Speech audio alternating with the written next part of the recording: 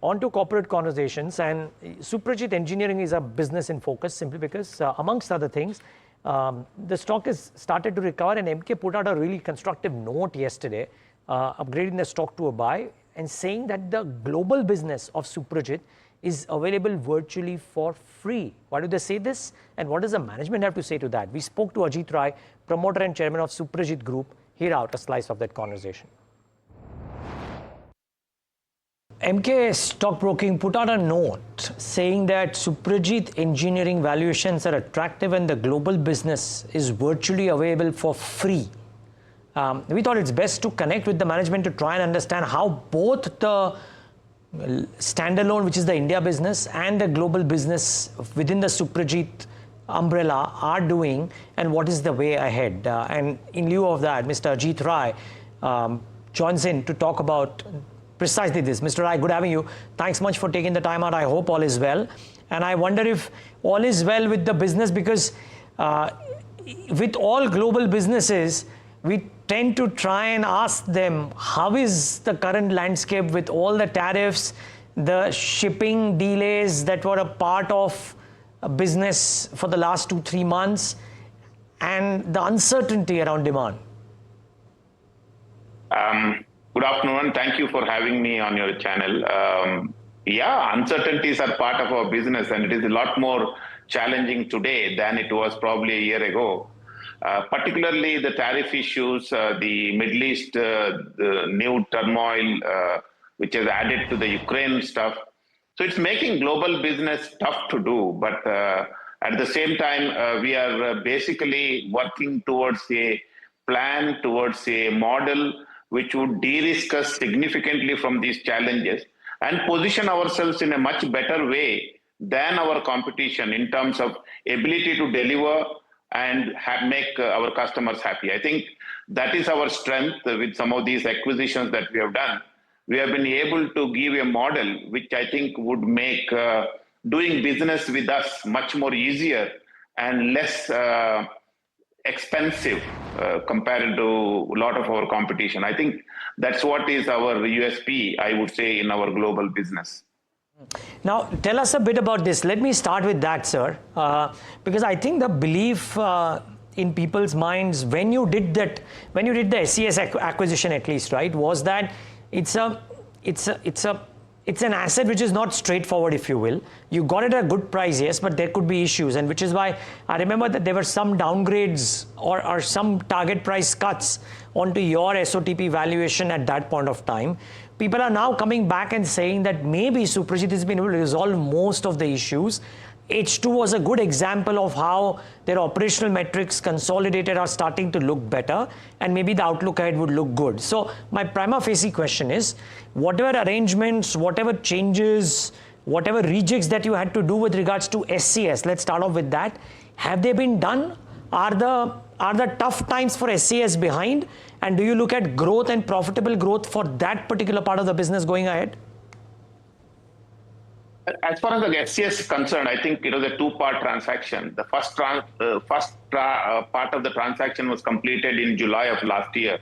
So we're only 9 months into that. And the second part of the transaction, which involved China and Canada, got completed only end of May. So only from 1st of June, it is in our hands. So technically, it's still a very recent acquisition for us.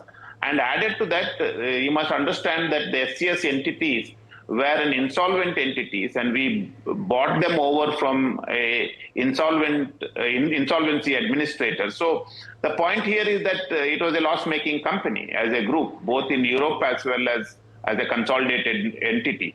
So it's a journey. What has happened in the 3 quarters is that we have streamlined our operations in Morocco. We are streamlining our operations in Germany now.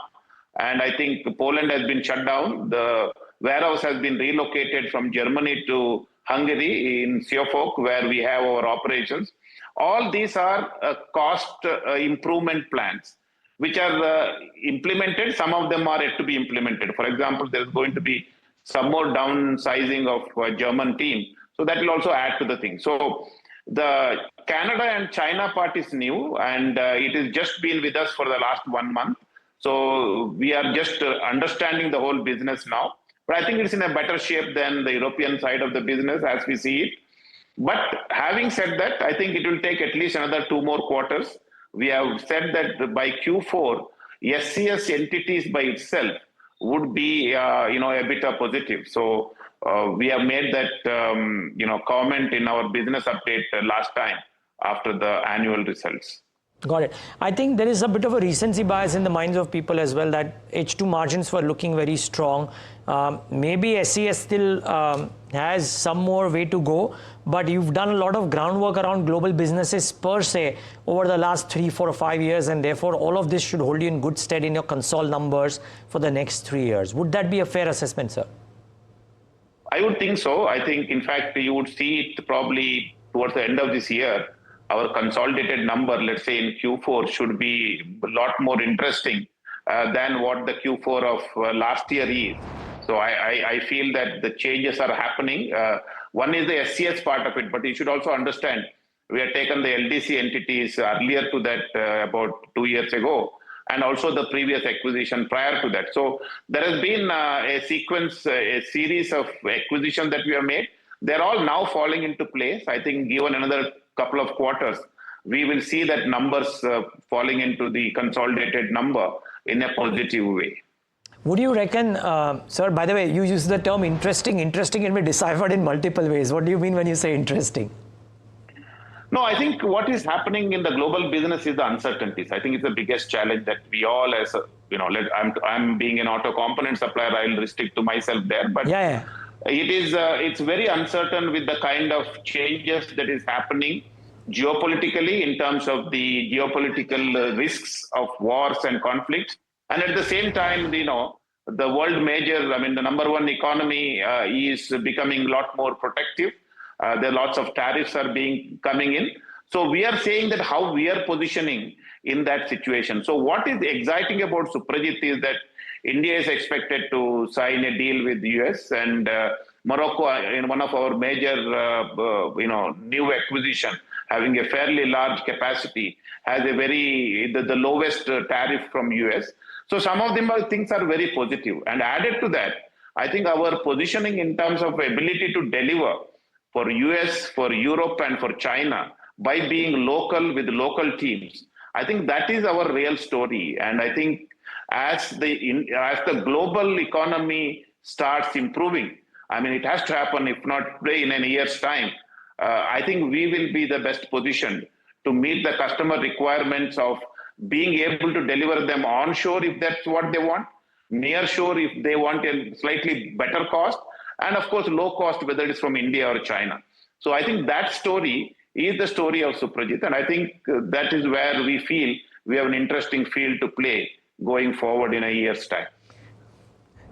In the last, actually two-part question. One is people believe that over the next 2 or 3 years, Mr. Rai, as you consolidate and as you bring in better efficiencies, even if your top line growth is maybe low double digits or high single digits, whichever way the CAGR growth might be, the operational metrics will improve quite significantly, and therefore EBITDA and PAT growth would be significantly higher. One of the estimates pegs it at nearly 40% CAGR for the next 3 years. Is that a reasonable estimate? Well, Neeraj, we don't really give a forward-looking comments like that in terms of the growth and numbers. All we are saying is that we are comfortably will grow double digit, and that our EBITDA margins will be 12 to 14%. Whereas last year, going forward without SCS this year, and probably next year even with the SCS. So all I'm saying is that if you take that as the kind of a benchmark, I think when you compare it with what last year we did about 10 or 11%, you can see how that numbers will change. So I think, of course, analysts come out with all the numbers. We don't really comment on that.